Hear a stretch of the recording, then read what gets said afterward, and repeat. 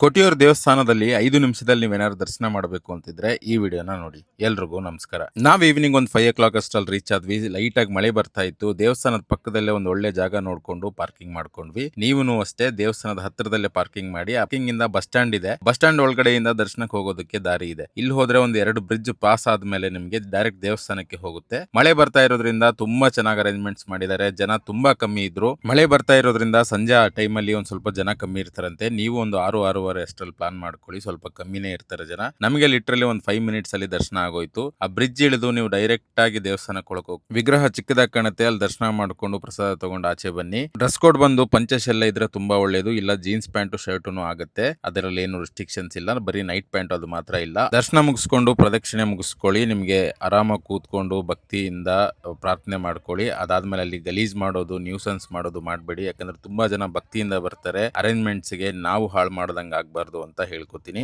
ಓಂ ನಮಃ ಶಿವಾಯ.